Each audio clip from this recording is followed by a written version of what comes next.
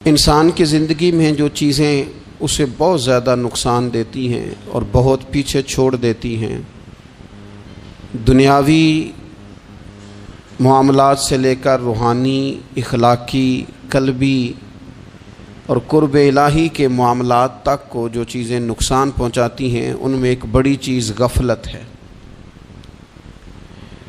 ایک لفظ ہوتا ہے جو ہمیں اکثر سننے کو ملتا ہے کہ آپ کی توجہ نہیں ہے۔ یہ ڈھیر سارے لوگوں کا مطالبہ ہوتا ہے، اہل خانہ بھی مطالبہ کرتے ہیں، کئی موقع پر والدین بھی مطالبہ کرتے ہیں، غرباء بھی مطالبہ کرتے ہیں کہ امیروں کی ہماری طرف توجہ نہیں ہے۔ اور یہ بڑی لازمی سی بات ہے کہ کسی چیز پر جب توجہ رہتی ہے تو وہ چیز بہتر ہو جاتی ہے، اور جب عدم توجہی کا لوگ مظاہرہ کرتے ہیں تو وہ معاملہ خراب ہو جاتا ہے۔ یہ جو عدم توجہ ہے اسی کو غفلت کہتے ہیں، اور جب انسان کے مزاج پر غفلت طاری ہوتی ہے اور غفلت اس پر پوری طرح غلبہ کر لیتی ہے تو پھر اس کی زرخیز زمین کو وہ بنجر کرتی ہے۔ غفلت انسانی دل کے لیے بڑی نقصان دہ چیز ہے اور انتہائی تکلیف اور ضرر کا باعث ہے۔ دلوں پر جو قحط نازل ہوتا ہے، قحط، ویران ہو جاتے ہیں دل، اور جو دلوں پر خشکی نازل ہوتی ہے کہ طبیعتیں خشک ہو جاتی ہیں، یہ غفلت کی وجہ سے ہوتی ہے۔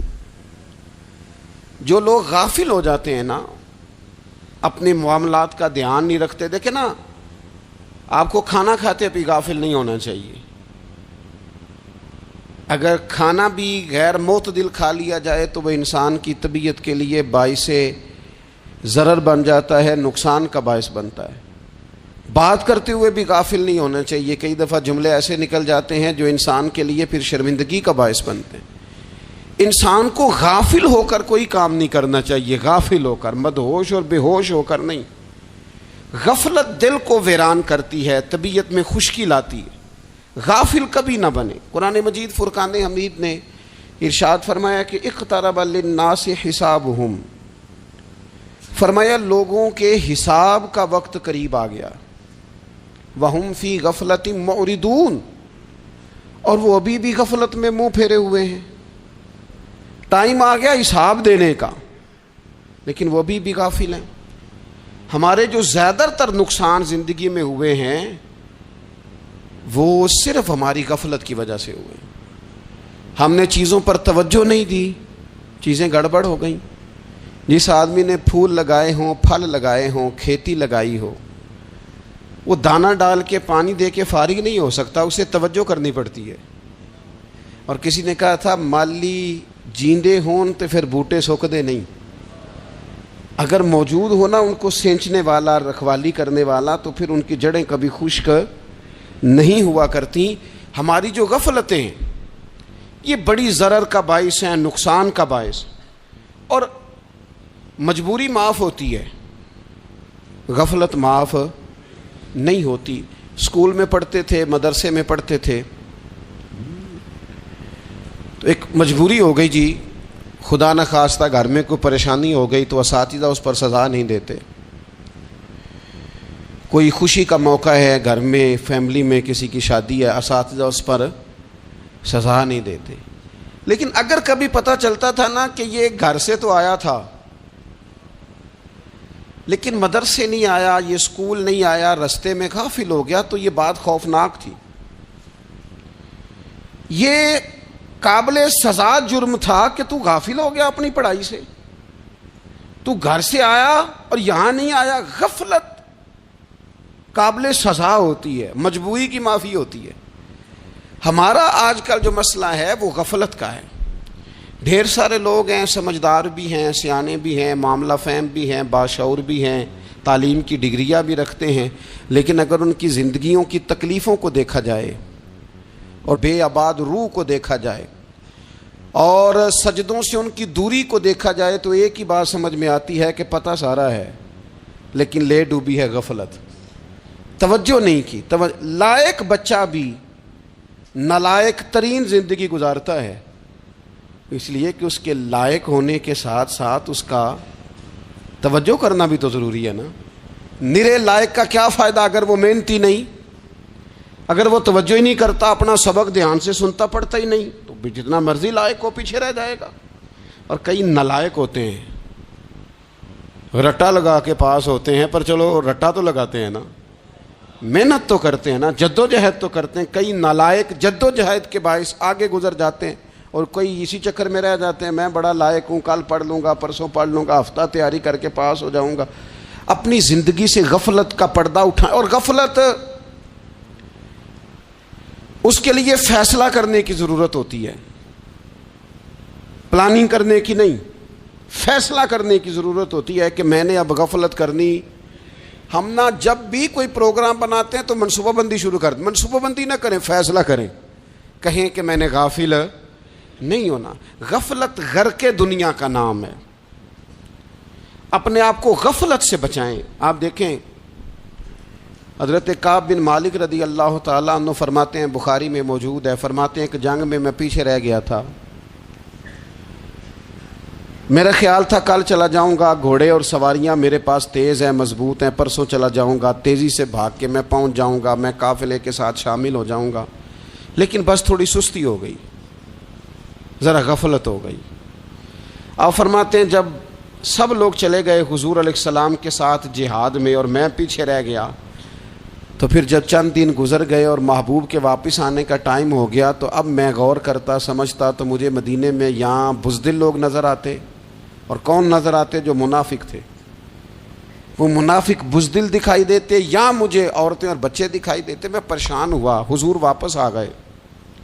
جنہوں نے بہانے کیے تھے نا منافقین نے، یہ مجبوری تھی اس لیے نہیں جہاد پہ گئے، یہ جنہوں نے بہانے کیے تھے انہیں مل گئی معافی، اور میں نے سچ بولا، میں نے کہا یا رسول اللہ میں غافل ہو گیا تھا۔ اب کہتے ہیں میں نے جب کہا نا حضور سستی ہو گئی تھی، ذرا غفلت ہو گئی، تو بندہ محبوب سے ہی غافل ہو جائے، بندہ وہیں سے غافل ہو جائے۔ جو دم غافل سو دم کافر، سانو مرشد اے ہو پڑھایا۔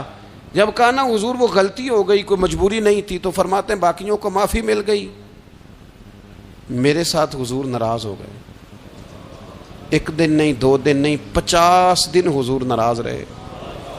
مدینے کی گلیوں نے مجھے پہچاننا چھوڑ دیا، در و دیوار سے مجھے یوں لگتا تھا کہ میں پردیسی ہوں۔ فرماتے ہیں میں مسجد میں آتا تھا، میں جب محبوب کو دیکھتا تو حضور رخ انور پھیر لیتے، اور مجھے پتا تھا جب میرا چہرہ ادھر ادھر ہوتا تو پھر کریم رحمت کی نظر فرماتے ہیں 50 دن مسلسل۔ پھر مجھے حکم ہوا کہ بیوی بھی بھیج دو، میکے بچے بھی بھیج دو، ننھال یعنی تنہا رہ جاؤ۔ فرماتے ہیں وہ میں نے قید تنہائی کاٹی، لیکن شکر اللہ کا یہ ہے کہ میں سچا تھا، بس ذرا بھول گیا تھا، بس ذرا غفلت ہو گئی تھی۔ تو فرماتے ہیں پھر اللہ تبارک و تعالیٰ نے میرے اوپر فضل یہ فرمایا کہ میری توبہ کا اعلان رب نے قرآن مجید میں فرمایا۔ تو غافل نہ بنے کبھی بھی، ہمارا نا مسئلہ یہ ہے، اور آپ نے ناراض نہیں ہونا، ڈھیر سارے لوگ غافل ہو جاتے ہیں، مالدار بھی غافل ہیں، صاحبان علم بھی الا ماشاء اللہ بہت ساری جگہوں پہ غافل ہیں۔ جن لوگوں کو 4 لوگ جاننے لگ جاتے ہیں، کوئی مقام حاصل ہو جاتا ہے، وہ بھی بہت ساری جگہوں سے غافل ہو جاتے ہیں الا ماشاء اللہ۔ غفلت بڑی تکلیف والا منظر ہے۔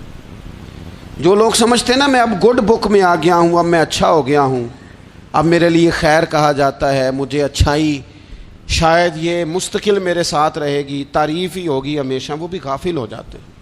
اور یہ غفلت ٹھیک نہیں ہوتی۔ وجہ دیکھنی چاہیے کس وجہ سے انسان کو وقار مل رہا، عزت مل رہی۔ اپنی زندگی سے غفلت کو اتار پھینکیں۔ تھوڑی دیر کی تو غفلت ہوتی ہے، لمبی تو نہیں۔ 2 منٹ کے لیے صرف اس نے ڈرائیونگ کرتے ہوئے چہرہ موبائل کی طرف کیا تھا، 2 ہی تو منٹ لگے تھے۔ لمحوں نے خطا کی تھی، صدیوں نے سزا پائی۔ لمحوں نے خطا کی تھی، صدیوں نے سزا پائی۔ ایک لمحے کے لیے غافل ہوئے تھے اور صدیاں، نسلیں روتی رہ گئیں پیچھے۔ بچے تڑپتے رہ گئے، اہل خانہ پریشان رہ گئے، ماں باپ ساری زندگی روتے رہے، لیکن یہ 2 منٹ کے لیے یہ غفلت جو ہے یہ بڑی تکلیف والا معاملہ. اپنی زندگی سے غفلت کو اتارنا ہے، غافل نہیں بننا، ہر وقت توجہ اور ساری باتوں پہ توجہ. بعض اوقات لوگ ایک طرف توجہ کر کے ایک طرف سے غافل ہو جاتے ہیں.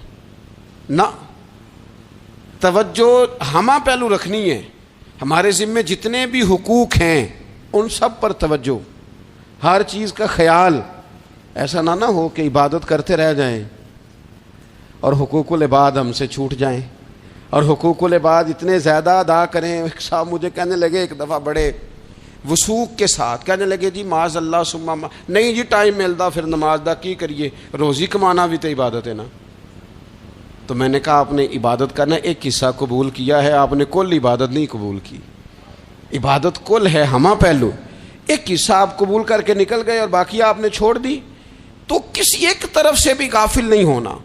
جتنی ذمہ داریاں ہیں، جتنی ڈیوٹیاں ہیں، ان سب کا خیال. اور جو بڑا آدمی ہوتا ہے، بڑا گھر میں بڑا ہو، قبیلے میں بڑا ہو، علاقے میں بڑا ہو، ادارے میں بڑا ہو، کلاس میں بڑا ہو، جو بڑا ہے اس کی تو ساری آنکھیں کھلی ہوئی ہونی چاہیے. ایک ایک پر اس کی نظر ہونی چاہیے کہ میری کہاں ضرورت ہے، کہاں مجھے اشک شوئی کرنی ہے، کس کے ساتھ میں نے کس طرح محبت کا رویہ رکھنا ہے.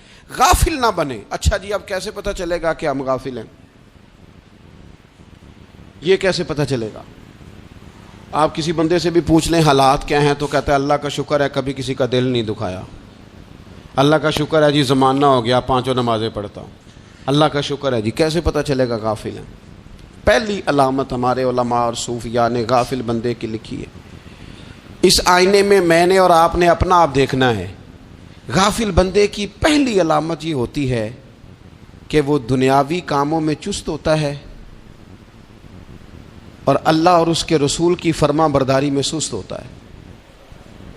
یعنی نماز کے وقت تو اسے نیند ستاتی ہے، پریشانی ہوتی ہے، لیکن اگر کسی جگہ مال مل رہا ہو، پیسے مل رہے ہوں، وہاں جانا ہو تو پھر اسے کوئی چیز بھی تنگ نہیں کر. دنیاوی کاموں میں چست ہوگا، یعنی ٹی وی کے آگے، موبائل کے آگے وہ گھنٹوں بیٹھا ہوا ہے، اور اگر اسے 25 منٹ قرآن پاک سننا پڑ جائے